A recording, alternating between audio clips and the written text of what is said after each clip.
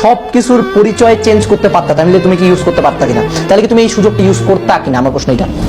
তোমার যদি উত্তর হ্যাঁ হয়, তাহলে সেই সুযোগটা হলো অ্যাডমিশন।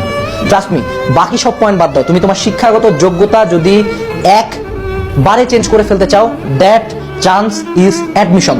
তুমি যদি ভালো একটা ভার্সিটিতে চান্স পাইতে চাও, ভালো একটা ভার্সিটিতে চান্স পাও, হোক বুয়েট, হোক মেডিকেল, হোক ঢাবি, হোক রাবি, হোক জাবি, হোক প্রাইভেট, তোমার যেটাই টার্গেট হোক না কেন, তোমার যেইটাই টার্গেট হোক না কেন না, তুমি যদি তোমার কাঙ্ক্ষিত ভার্সিটিতে চান্স পাও, from that day till the next 4 years, যেদিন পর্যন্ত তুমি ভার্সিটির সার্টিফিকেট নিয়ে ভার্সিটির গেট দিয়ে বের না হইলা, সেই দিন পর্যন্ত তোমার পরিচয় তোমার ভার্সিটি। সত্য কথা, এটা তুমি ডিনাই করতে পারবে না। যদি একটা ভালো ভার্সিটিতে চান্স পাই যাও, হোক বুয়েট, হোক মেডিকেল, হোক ঢাবি, যে কোনো জায়গায় যদি তুমি চান্স পাই যাও, ওই দিনকার পর থেকে কিন্তু কেউ তোমাকে জিজ্ঞেস করবে না যে তোমার জিএসসিতে কত পয়েন্ট পাইছিল, তুমি বৃত্তি পাইছিলা, বৃত্তি পাও না, তোমার রোল কত ছিল স্কুলে, 30 রোল ছিল, 50 রোল ছিল, তুমি কি কলেজের পরীক্ষা কেমন করছো, কলেজের পরীক্ষা ভালো করছো, খারাপ করছো, উদ্ভাসের পরীক্ষা কত করছো, কোচিং এর পরীক্ষা কত পাইছো, এজ কোর্সের কোর্সে কত পাইছো, কোনো পরিচয় আর নাই। ওই দিন থেকে সব পরিচয় চেঞ্জ। তুমি কি এটা চাও না?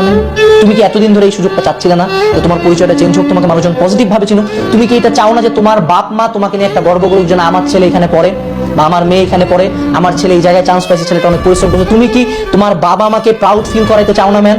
তুমি কি চাও না যে তোমার আশপাশের মানুষজন, তোমার পাড়া পড়ছি, তোমার পাশের বাসার আন্টি, তোমাকে যারা অপমান করছে তাদের কথাটা জবাব দিতে, তাদেরকে নিজের সম্বন্ধে একটা ভালো কিছু জানাইতে, যে না আমি এই জায়গায় পড়ি, আমি এই জায়গায় চান্স পাইছি? তুমি কি চাও না যে তারা তোমাকে একটু রেসপেক্টে দেখুক? তোমার ছোট বড় ভাই বোন চাও না যে তারা তোমাকে রেসপেক্টের চোখে দেখুক?